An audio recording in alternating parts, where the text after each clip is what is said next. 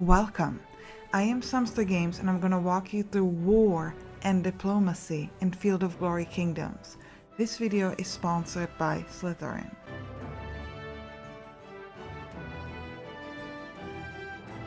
So there are three main categories for units. Levies, there are standing army units, and then there are mercenaries. Levies are cheap to buy, but they have high maintenance cost and they get XP very badly. The idea is that you should get levies before you start a war and then disband them after the war is over. Standing army units are sort of the opposite profile. They get XP very well, they are expensive to buy, but cheap to upkeep.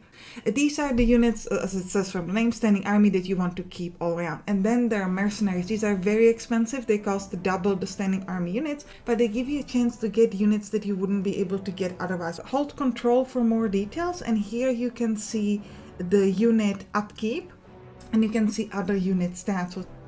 How do you get units? There are many different ways to get units. So the most common way is here, that you just buy them and you can pick whatever units you want.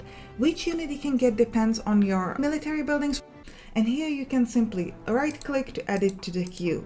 Whether you get it next turn or on future turns depends on whether you have the right resources, and because I have all of these stockpiled, I can get it immediately. Now, the second way to get new units is through regional decisions. So for example, you can get a mercenary company. This allows you to get new mercenary units. There is also recruit local units. This is especially interesting because each province gives you a special unit. For example, here I have Polish mercenary knights. So if I click on recruit local units, I will be able to get that type of unit in this region. You can also have regional decision like draft levies or recruit non-standard unit. Non-standard unit give you some unit from a list. So sometimes it can be better and sometimes it can be worse than you would get otherwise.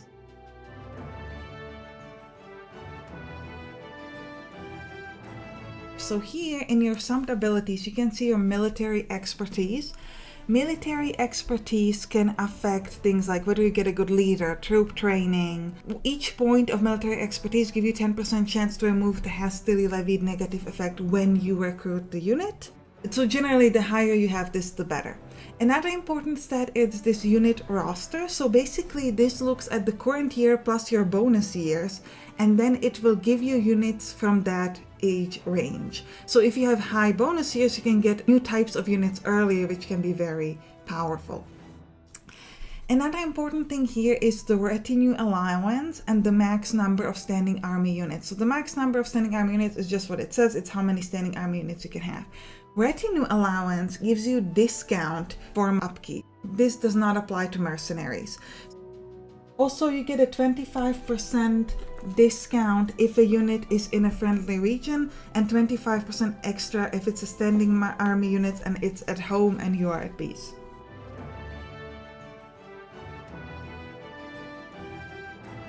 Sometimes units can have negative effects. As you can see now, a lot of my units have this hastily levied negative effect, and this can be removed through a different building. Here in this case, for example, through a boiler.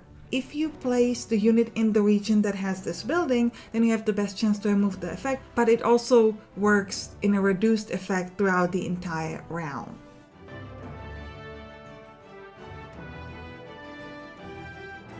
The combat in the game is automatic, but you can also export it into Field of Glory to Medieval and do the combat there yourself. This is usually easier, or if you don't find it easier, I have a lot of guides for that game. But if you don't want to export the game, let me explain how the combat works. So the first and most important thing about combat is fronting. So this is basically how many squares you're going to have over here, and your units will spread in this area. If you don't have enough, then the enemy can flank you. What does that mean? Well, typically the way combat works is that two units meet up and they attack each other, and whoever gets more does damage to the other. But when you're flanking, it means that an enemy attacks you from the side, and if they have a higher number than you, they will do damage to you, but if you have a higher number than them, you will not do any damage to them. So they basically get extra attacks on you. Now let's talk about how combat works. So the first phase is the ranged phase, and what happens here is that your skirmishers will attack the other unit. The positive effect of this is that you can get an enemy unit to be exhausted, which will give them a negative effect. So here you can see who is the target and who is doing the attacking. So we're gonna play this. And we can see that some units are exhausted, some are tired, and some didn't get any damage at all. Then what happens is that each turn of the combat, 2 units meet up like this. Each unit will roll 1d10 plus you'll get extra die rolls depending on your general's defense or offense rating. We're attacking, so we care about offense rating, which is 1 in this case, so we're going to be rolling 2 die.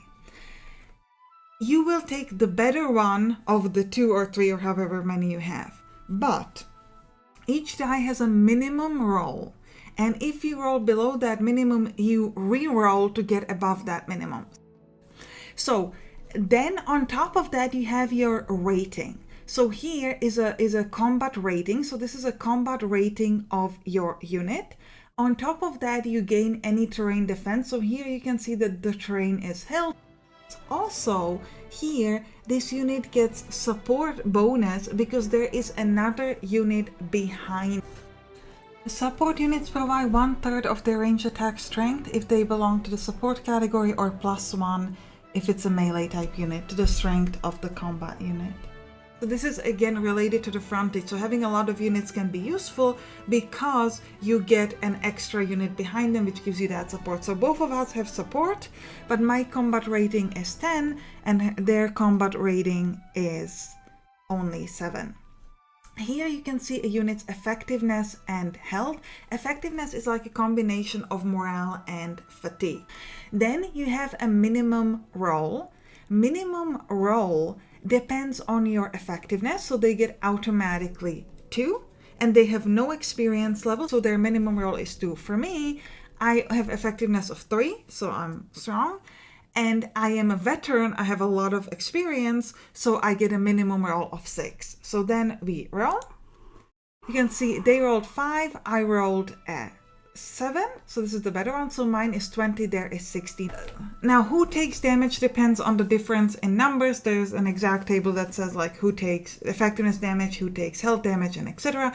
We don't have time to go over that here in detail, but what's important is that if you are a skirmisher, you can get, and the difference is not big enough, you might make the winner also take effectiveness loss, which is what happened here. So the difference was 1, we should have done 1 effectiveness damage to them, which we did, but they are skirmishers, so they did 1 back to us as well. So here you can see that my unit is exhausted. So here I get the negative effect in the combat rating, -5 because I'm exhausted, and here in the minimum roll it's actually just seen in the form that my effectiveness is 0 because I'm exhausted. So the way that works with the range attack is that basically you do damage to effectiveness, and if it takes out all your effectiveness, then you're exhausted. You can also get other bonuses in the combat rating. For example, here we can get a bonus because we are charging. If the unit is steady, there's a chance that it can avoid taking effectiveness damage. If a unit is armored, then it has a chance to avoid an actual damage. Now, at the end of combat, the result is determined on whether this was a draw. Each side will sum up all their losses they have taken, like hits and effectiveness. If the difference is 3 or more, then the side with the smallest value is the winner, which is us here, obviously. But if it's not, then it's a draw, and another round of combat might happen.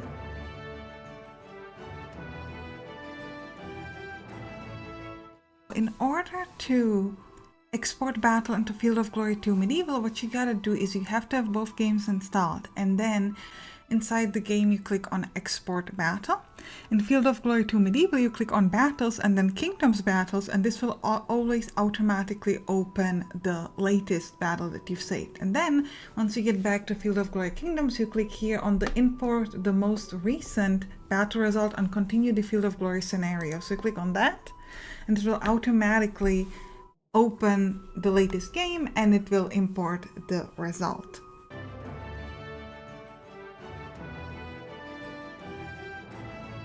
Next, let's talk about army actions. So split, march, and disband are pretty self-explanatory. Next, we have retaliate. What retaliate does, I'm going to show you here.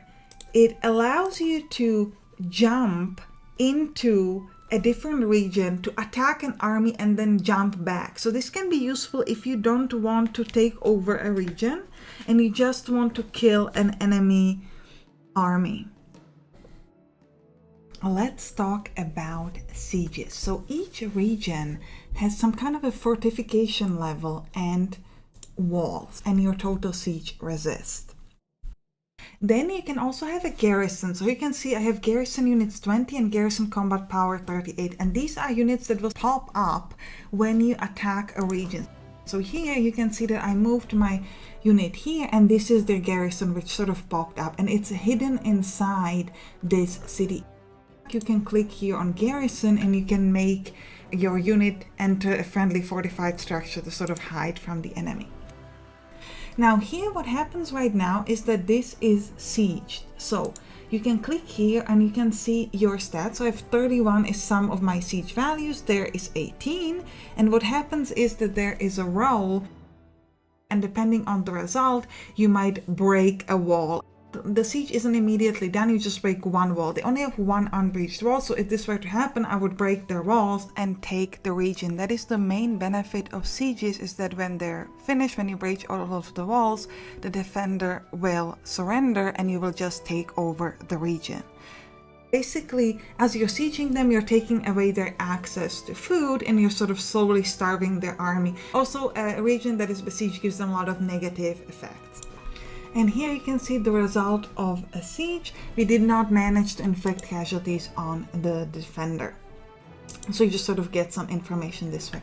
And you can sort of keep doing this and keep waiting, and eventually you will destroy it. Now, in my case, you can see that my combat power is 278, theirs 35, so I have a really good chance of destroying them. So what I might do instead is called assault, and it means you will no longer wait till the end of the siege and you will just go in and attack. And the siege walls, depending on their defense, they will gain additional bonuses. Now here they only have one wall. So you can see here that the terrain is lightly fortified. They get terrain defense too because of that. And another thing that you can see here is that the frontage is slightly constricted.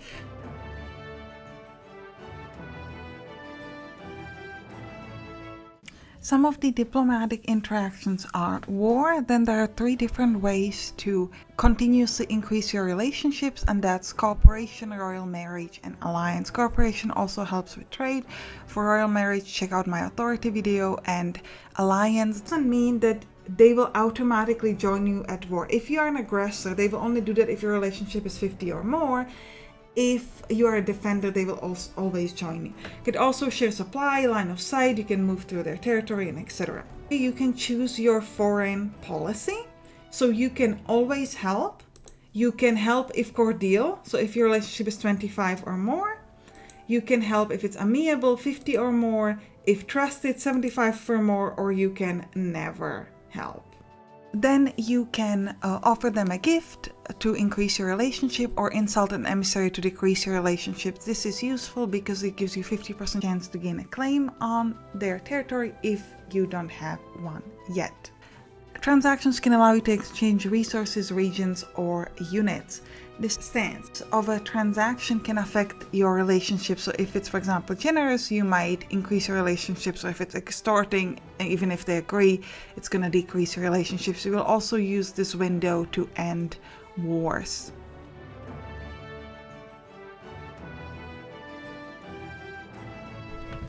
You can form vassals through a regional decision, or you can ask them to become a vassal through a transaction.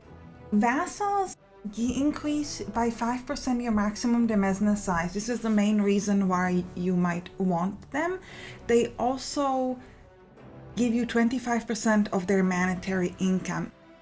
Now you can set how they will behave when you start a war. You can force them to join you or not. You can also force them to give you control of some of their units. Note that the vassals can try to break from you, which could result in a war. Alright, I hope you enjoyed this tutorial. If you did, write down in the comments, and watch the others. Bye bye!